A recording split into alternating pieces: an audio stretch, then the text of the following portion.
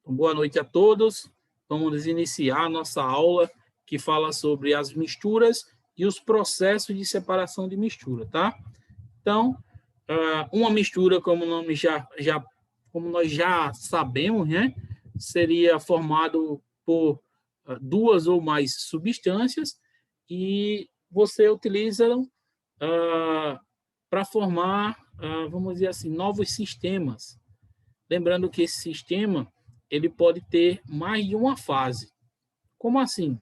Você pode misturar duas substâncias e conseguir identificar o que é uma fase e o que é a outra. Então, nesse sistema aqui, nós dizemos que a mistura é heterogênea. Então, é heterogênea quando eu misturo e consigo observar quem são as duas substâncias. Dá também para observar outro tipo de sistema que é considerado homogêneo. Esse sistema homogêneo, ele é observado quando você mistura duas ou mais substâncias e não consegue identificar qual é uma e qual é a outra.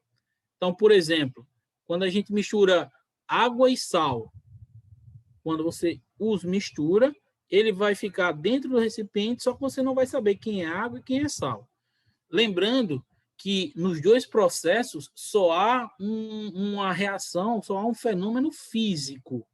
As moléculas químicas continuam ali, tá? Então você não mudou nada quimicamente. Você apenas mudou a estrutura física. Nesse caso, essas misturas homogêneas, elas também são chamadas de solução.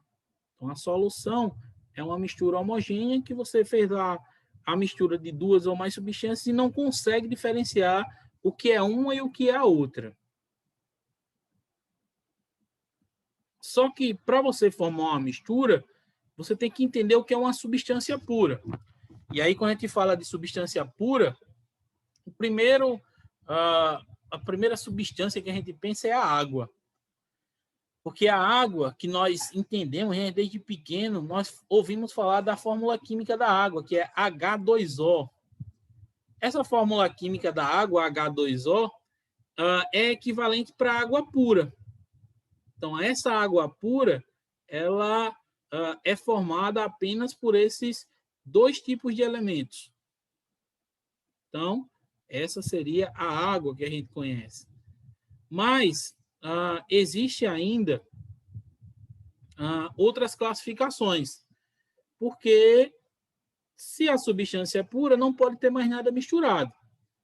Quando a gente fala da água da casal, por exemplo, a água que a gente recebe em casa, a da estação de tratamento, nós estamos falando de uma água que ela é uma mistura, não é isso? Aquela água que é tratada, ela recebe vários produtos que são adicionados a ele e chega à nossa casa lá uma mistura, não é mais uma substância pura. A água mineral que a gente conhece também é uma mistura, tá? Não é substância pura. A água que está no rio é uma mistura. A água que está no mar é uma mistura. Então, o mais próximo de água pura que nós temos, o mais próximo, mas que ainda não é pura, seria a água da chuva. Mas mesmo assim, ela mistura com os gases do ambiente e acaba deixando de ser uma substância pura. A água pura que nós conhecemos é chamada de água destilada. Então, a água destilada seria uma água pura, seria só H2O. Essas substâncias puras, elas podem se dividir em dois tipos. A substância pura classificada como simples e uma substância pura classificada como composta. A substância simples, ela tem um tipo de elemento químico na sua molécula. Como assim? Quando você tem o gás oxigênio, é chamado de O2. O gás nitrogênio, N2. O gás ozônio, O3.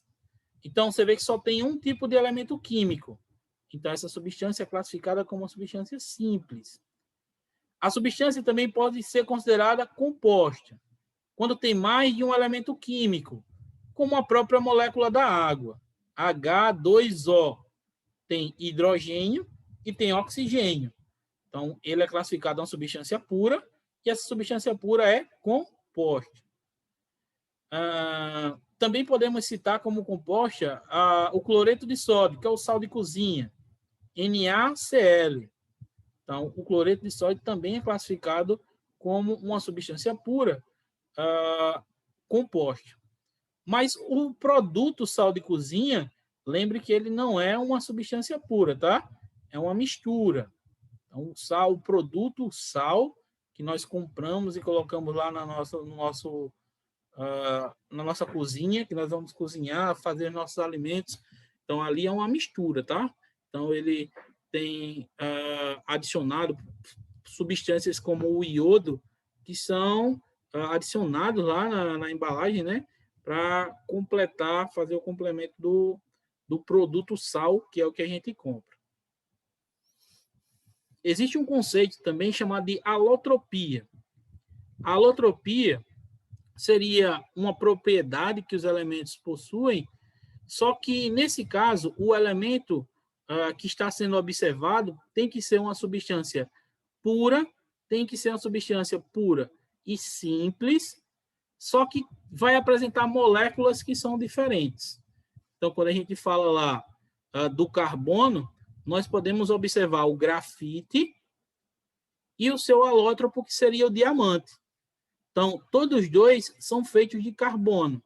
A única diferença é a quantidade de carbonos que tem lá nas suas moléculas. E também, lógico, né, a forma como eles se organizam.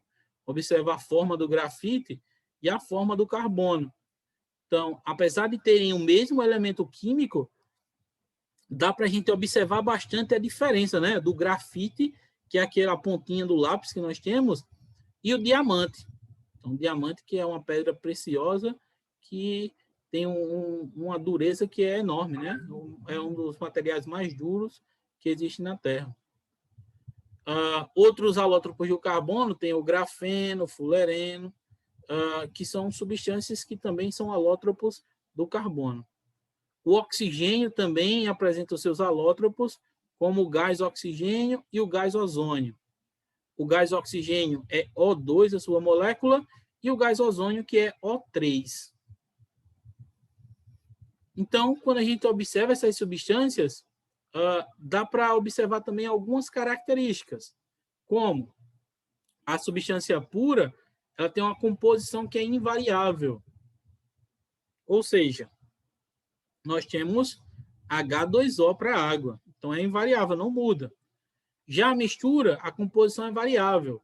Então, quando você compra uma água mineral, ela tem várias moléculas químicas, várias substâncias que podem variar de uma para outra, tá? Nós temos aqui também a fórmula química. Pode ser representado por fórmula química. Então, a água, por exemplo, você pode dizer lá que ela é H2O. Já, quando a gente fala da mistura, não tem como se representar em uma fórmula química, porque são vários elementos, várias substâncias. Propriedades físicas bem definidas. Essas propriedades físicas bem definidas são de acordo com o seu ponto de fusão e o ponto de ebulição. Então, nós sabemos, por exemplo, que a água ferve a 100 graus Celsius. Sabe que a água congela a 0 graus Celsius. Só que se ela for uma mistura, isso daqui pode mudar. Isso aqui vai variar. Então, por exemplo, caso você coloque lá na água uma quantidade de sal, você vai fazer com que esse ponto de ebulição e o ponto de fusão seja alterado. Então, os pescadores, quando eles saem para fazer a sua pesca, eles adicionam sal lá no gelo, para que ele demore um pouco mais para descongelar. Eu já vi também até esse pessoal que vai para a festa, leva lá a sua caixinha de isopor e aí coloca lá um quilo de sal por cima lá daquele gelo da caixa de isopor. Também vai fazer com que o gelo demore mais para poder derreter. Você está mudando as características daquela substância. Aqui fala ainda que a substância pura, quando é composta, formam por fenômenos químicos. Então, você vai fazer uma reação química para fazer com que novas substâncias apareçam. Já na mistura, não, são processos físicos. Então, você está só alterando algumas características físicas e não moléculas químicas para esses produtos. Aqui fala ainda que os componentes não podem ser separados por processos físicos. Então, não tem como, por exemplo, você separar a molécula de H2O fazendo um processo físico, que nem uma peneiração, que nem uma catação. Não tem como você separar esses elementos, a não ser que façam uma reação química. Então, tem que haver um procedimento químico. Já na mistura, não. Você pode separar com processos físicos. E aí a gente tem alguns gráficozinhos aqui que mostram o ponto de fusão e o ponto de ebulição de substâncias puras e de misturas. Observa aqui, ó, que na substância pura, o ponto de fusão e ebulição ele é constante, ele não varia. Já quando fala de uma mistura, observa que o ponto de ebulição variou, ele mudou.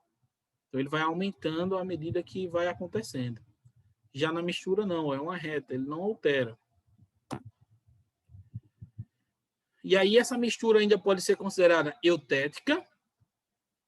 Essa mistura eutética, a principal característica dela é que, apesar de ser uma mistura, o seu ponto de ebulição ele aumenta, mas o ponto de fusão continua estável. Observa aqui, ó, que o ponto de fusão dele ele continua constante. Só vai mudar o ponto de ebulição. E temos as misturas que são azeotrópicas. Esse tipo de mistura aqui, ele pode ser observado onde o ponto de fusão é quem vai variar e o ponto de ebulição ele continua constante. Lembrando que o ponto de ebulição e fusão só vai ser constante quando for uma substância pura. Então, quando a gente falar de água, H2O puro. Quando falar de etanol, álcool puro. Se você misturar álcool e água, aí você já tem uma mistura que vai ser considerada azeotrópica. E aí, nesse caso, o ponto de ebulição ele passa a ficar constante. E aí tem uma questãozinha para a gente ver como é que aparece. Nessa primeira questão, diz que uma amostra de material apresenta as características seguintes. Composição química fixa. Temperatura de fusão e de ebulição constante. Então, aqui ele já está dizendo, ó, se a temperatura de fusão e ebulição são constantes, isso quer dizer que nós estamos falando de uma substância pura. As moléculas são idênticas entre si, substância pura. Constituição por elementos químicos diferentes. Tem mais de um elemento. Então, além de ser uma substância pura, ela é composta, né? E obtenção por transformação química.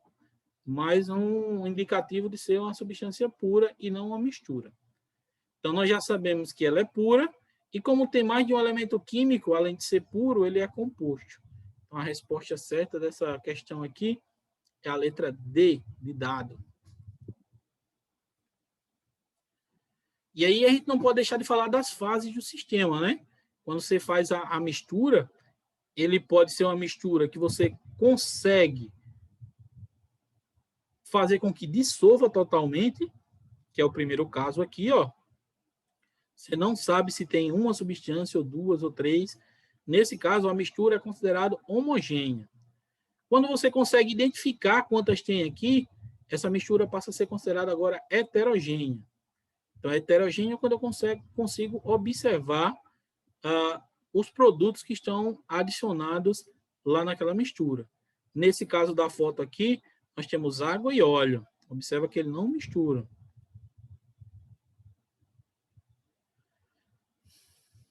Os processos de mistura, quando a gente fala de mistura, a gente está falando de análise, né?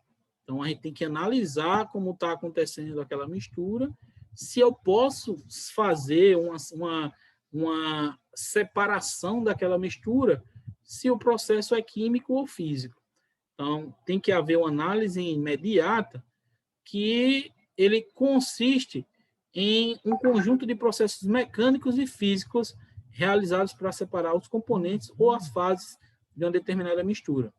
Vocês podem observar que eu tenho que observar, né, na química, a primeira coisa que a gente tem que fazer é observar. E essa observação é quem vai nos dar a resposta para essas questões. Então, aí, na próxima aula, a gente já começa a observar os sistemas de separação de mistura, porque dá para a gente misturar e dá para separar também. Mas aí a gente só vai ver na próxima aula, beleza? Então, eu vou abrir agora para vocês poderem fazer perguntas. Vou interromper aqui a gravação e aí o pessoal que não assistiu a aula pode assistir em outro momento, beleza?